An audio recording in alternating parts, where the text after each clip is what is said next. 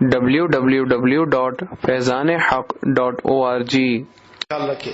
دوسری بات یہ اصلاح کے لیے حضرت مفتی صاحب کی خدمت میں عرض ہے، آئندہ اگر کبھی ہمیں بلانا ہو تو آپ کے اسٹیج پہ خلاف سنت کوئی بھی نہ ہو، قاری ہو، نعت خوان ہو، کوئی بھی ہو، میں ہوں، کوئی بھی ہو، اسٹیج کم سے کم ایک عزت کی جگہ ہے۔ آپ دیکھو، آپ سب میرے طرف متوجہ ہیں، آپ نے اپنا ٹائم دیا ہے۔ اب میرا حلیہ بگڑا ہوا ہو، میں آپ کو کیسے نبی کا راستہ بتا سکتا ہوں؟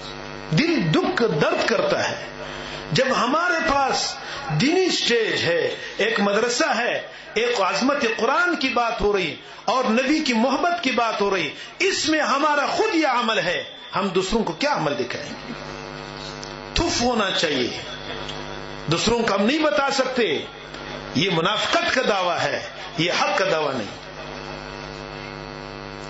دوسری بات عرض یہ کرنا ہے، حضرت تشریف فرما ہے، علماء ہیں، اللہ کے نبی فرماتے ہیں ان اشد العذاب یوم القیامہ المصورون، قیامت کے دن سب سے زیادہ عذاب اللہ پاک تصویر کھینچنے والوں کو دیں گے۔ میں نے یہاں پر دیکھا، ادھر سے 2، ادھر سے 3، ادھر سے موبائل ہے، ویڈیو ہے۔ بھائی کیا موبائل کر رہے ہیں؟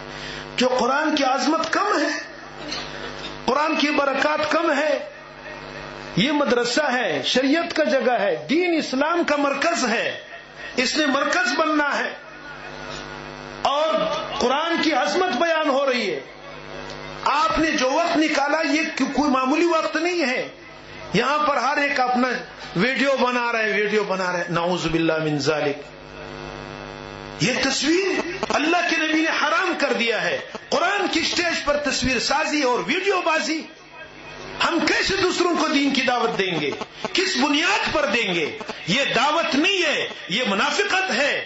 جب ہم خود قرآن پہ عمل نہیں کرتے، جو قرآن ہمارے سینوں میں ہے، جو حدیث ہمارے مدارس میں پڑھائے، اس پر ہمارا عمل نہیں، ہمیں دوسروں کو دعوت دینے کا کوئی حق نہیں۔ اس لیے مجھے تو اس پہ انتہائی حیرت بھی ہوا۔ میرے محترم دوستو، میں جذبات میں بات نہیں کرتا، دل دکھتا ہے کہ جب مرکز قرآن، مدارس، مساجد، علماء اور یہاں سے قرآن کے حافظ نکلنے والے، ان کے سٹیج پہ نبی کی حکم کے خلاف کام ہو رہا ہے۔ نبی فرماتے تصویریں کھینچنا حرام ہے، ہم یہاں پر تصویریں کھینچ رہے، ویڈیو بنا رہے، کیا فائدہ ہے اس قرآن کی ختم کا؟ حدیث میں آتا ہے آخر زمانے میں منافق کے سینے میں بھی قرآن ہوگا، وہی قرآن اس کو جہنم تک لے جائے گا۔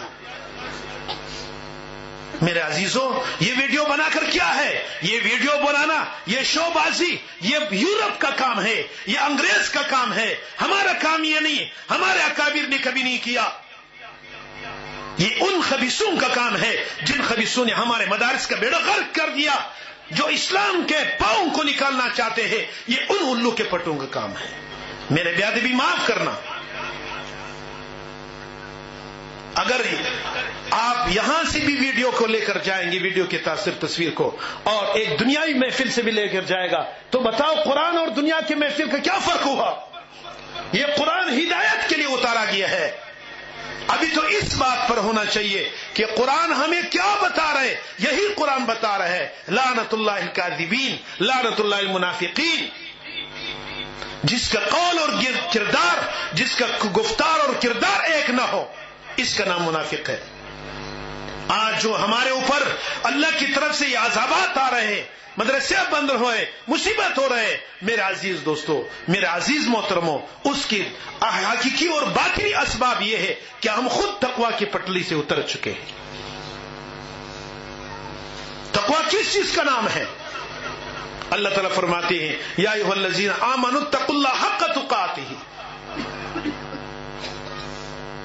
اس لیے میرے محترم دوستو، ناراض نہ ہونا، بحیثیت ایک مہمان کے میرا حق بنتا ہے۔